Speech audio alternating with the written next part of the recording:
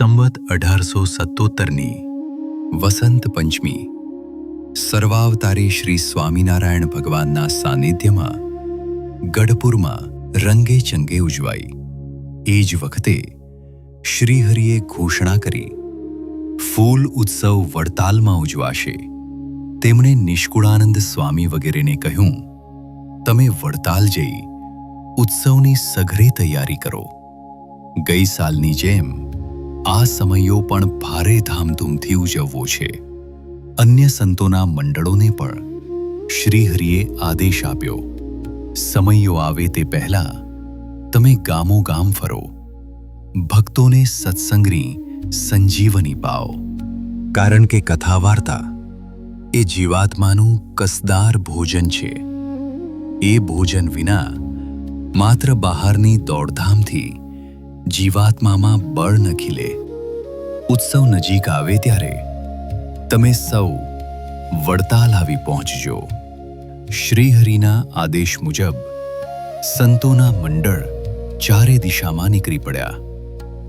જેમ શ્રીહરિ રાત દિવસ ઊંઘ ઉજાગરો કે ભૂખ તરસની પરવા કર્યા વિના દેશ વિદેશ અને ગામો ગામ વિચરણ કરતા, તેમ સંતો પણ પ્રભુના નામની ટેલ નાખતા સતત ફરતા રહેતા.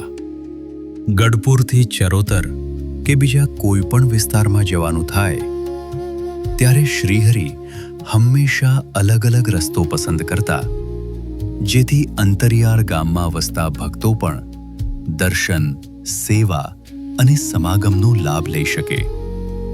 તેમાંય જેઓ વૃદ્ધાવસ્થાના કારણે સમયમાં જઈ શકે તેમ ન હોય, તેમના માટે તો આ દર્શન યાદગાર સંભારણું બની રહેતા. એક વખત ગઢપુરથી શ્રીહરિ કારિયાણી જવા તૈયાર થયા ત્યારે સાથે 10-12 કાઠી દરબારો પણ હતા. એ સમયે રસ્તામાં ખાખી બાવાઓનું એક ટોળું મળ્યું. ભાંગ, ગાંજા અને તમાકુના નશામાં ચકચૂર થયેલા એ બાવાઓ લોકો પાસેથી પરાણે ખાવા પીવાની વસ્તુઓ લઈ લેતા. જો કોઈ ન આપે તો ઝઘડો કરતા અને કોઈ માલદાર મળે તો તેની પાસેથી પૈસા લૂંટી લેતા. આ બાવાઓને સમાચાર મળ્યા હતા કે સ્વામિનારાયણ પાસે બહુ પૈસા છે, એટલે તેઓ લૂંટવા માટે જ તૈયાર થયા હતા. યોગાનુયોગ તેમને ખબર પડી ગઈ કે સામેથી આવે છે તે સ્વામિનારાયણ પોતે જ છે. તેઓ માણકી ઘોડી પર સવાર શ્રીહરિ પાસે એકદમ આવીને બોલ્યા, તુમ સ્વામિનારાયણ હો? તુમ ભગવાન ક્યો હુઆ? શ્રીહરિએ સમય સૂચકતા વાપરી કહ્યું, અરે મહાત્માજી, તમે ભૂલ્યા લાગો છો. જુઓ, પેલા પાઘડીવાળા અને મોટા પેટવાળા આવે છે ને, એ ભગવાન છે.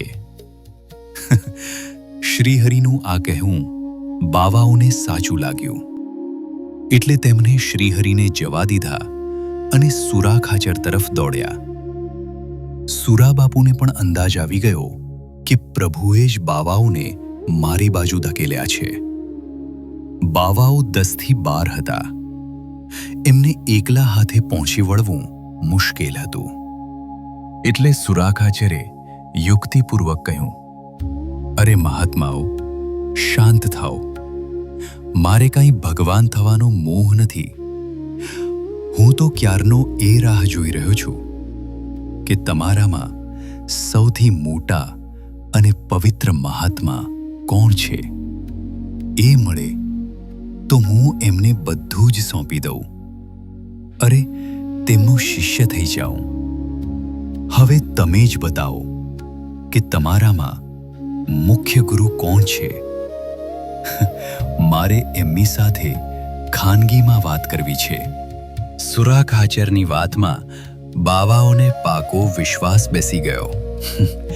તેમણે મોટા ગુરુને આગળ કર્યા. સુરાખાચરે તેને પાસે બોલાવ્યો. ગુરુ પાસે આવ્યો, પણ સુરાખાચર તો ઘોડા પર બેઠેલા હતા. કાનમાં વાત કહેવાની હતી એટલે તેમણે બાવાને ટેકરી પર ચડાવ્યો, જેથી તે કાન સુધી પહોંચી શકે. બાવો જેવો એકદમ નજીક આવ્યો કે તરત જ સુરા ખાચરે ચાલાકીથી તેને ગળેથી પકડી લીધો અને તેનું માથું પોતાની બગલમાં દબાવી દીધું. ઘોડાને 2-3 સોટી ફટકારી કે તરત જ ઘોડો પૂરપાટ વેગમાં ઉપડ્યો.